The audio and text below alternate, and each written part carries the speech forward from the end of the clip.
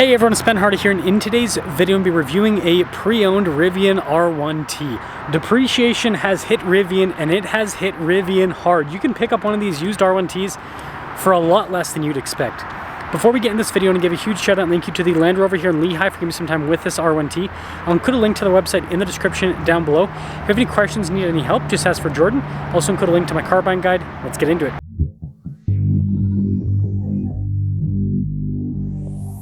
So some of the EV specs that are pretty cool with this: it produces 835 horsepower and 908 pound-feet of torque, and it can get over 300 miles on a charge. Those are pretty solid specs for an EV pickup.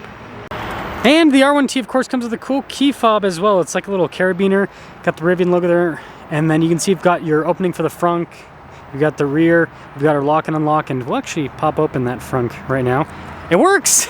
It actually works. So you've got quite a bit of storage here up front. So pretty solid setup overall, and I should just be able to hold it to close it. I'll press it a couple times. Oh, I made it mad. Let's try that again. There we go, that wasn't too bad. And then you got the crazy light bar design here with the front. You can see with the fog lights and the tow hooks and all of that, and overall, I mean, design-wise, it looks cool.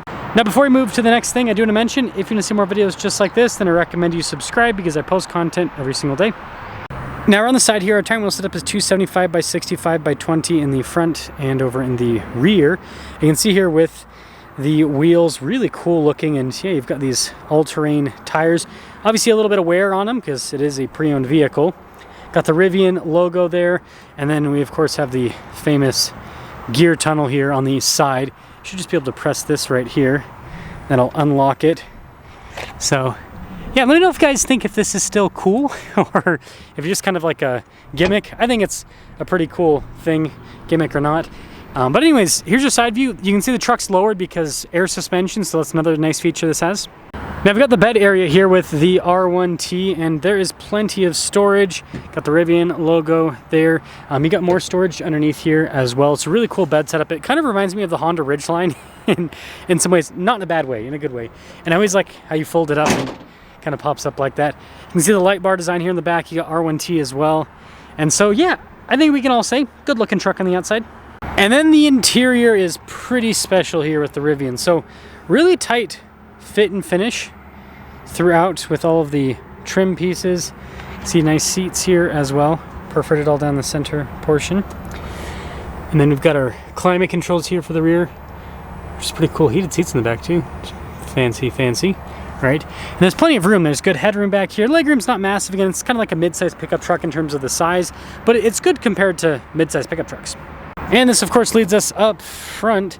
So again, same thing. I'm impressed with how well this has held up so far with some miles. See blind spot monitoring with the mirrors. And then here's the front seat. Again, Rivian there, perforated all down the center portion. All of our adjustments. Pretty fancy looking pedals. And we'll pop in. Doo-doo-doo. So you guys can see the controls here on the steering wheel, kind of like Tesla where it's multi-function. And then actually just put my foot on the brake. So that'll turn on the car fully, so I can turn the steering wheel. You can see the stalks there, including the column shifter. It shows you all the information here on the gauge cluster. And unlike Tesla, we got a gauge cluster here in the center, which is always a nice thing to have. And then 360 camera system with it. Obviously this is Rivian's first iteration, so not the best with the resolution, but it's not bad if you ask me. And then you can see the controls here at the bottom for stuff like the heated and ventilated seats. You got dual zone climate. And it's pretty responsive screen, and this is cool with the different drive modes. You can also change the ride height as well. Right now we're at the lowest height, so we can raise it up, for example, if we want, and the air suspension will do its thing. But again, just like Tesla, pretty much everything's controlled in that infotainment system. You can see nice trim across the dash here at the top as well, and then good storage down below, and then this is kind of like another storage area. And this is held up pretty well. It feels pretty sturdy still. And then you can see with the mirror, and you got this nice premium headliner, and then got a big glass roof up top, which also pretty solid. Now when it comes to pricing, this is less than $60,000. This has about 18,000 miles on it. So let's take it out, drive it, and talk about things.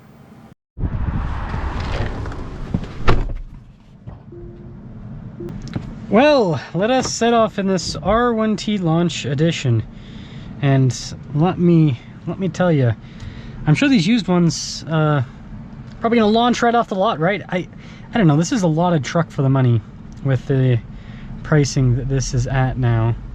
It's very, very interesting to see. The price curve of any car, you know, over the last few years has been crazy, but I suspect we're going to see some of these EVs just get so inexpensive. It's going to be ridiculous because replacement parts, you know, are expensive for certain elements. You know, the electric motors, those aren't cheap to replace. The battery, that's not cheap to replace. And then with these Rivians, I think it's like a clamshell or something where if you get in an accident, you have to replace like half the truck. So there's a lot that, you know, pushes values down, right? But that's good for people that want to rock a Rivian for a lot less money. So let's talk about how this drives. Again, this at this point is, what, almost 3 years old? And I know 18,000 miles isn't a lot of miles. It's really not a lot of miles, but, you know, for a Rivian, it could be, right? It could be.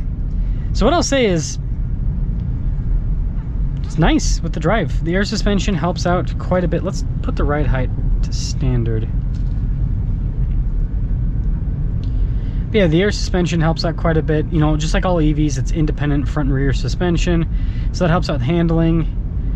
And this is one of those pickup trucks that doesn't drive like a pickup truck, right? You know, when you think of pickup truck, you think body roll, big. And this is heavy. It's not big, but it is heavy. But it doesn't, it handles better than you'd think considering the weight. And so it drives more like a modern SUV, sport SUV, than it does like a modern pickup truck, which is pretty cool. And it's also, oh, I'm in conserve. I was gonna say it's also fast, but I'm in conserve drive mode, so it's not fast in conserve. That was like super lackluster. I think I probably got about 200 of the 800 horsepower there.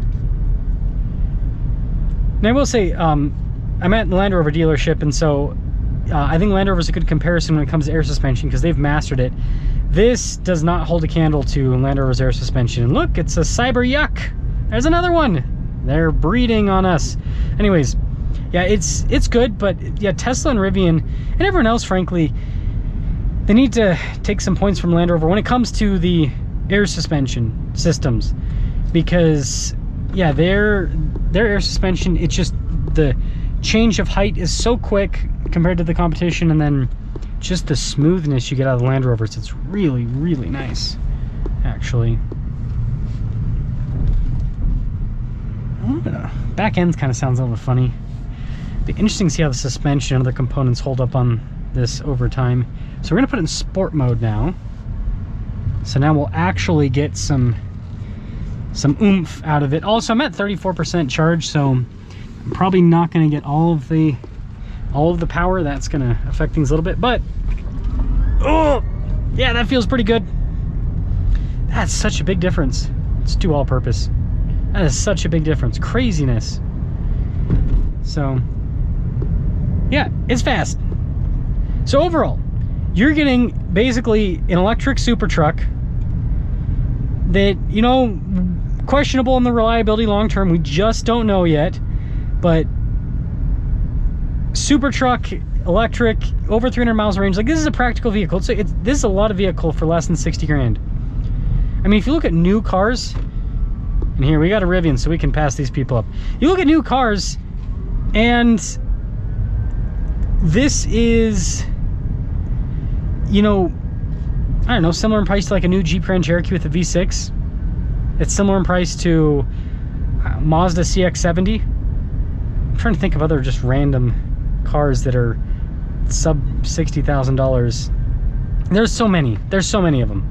You guys get the point. Like, you compare this to some of the cars at this price point, it's like, wow, this is a lot of car. That's what used cars are supposed to be, right? It's supposed to be, you know, you let someone else put some wear and tear on it, and then you buy it for a lot less. And it's finally happening with Rivian. So let me know if you think if it's worth it. I understand the concern with, and I don't know how long the warranty is on this. I think it's a 3-year, might be a 4-year, can't remember.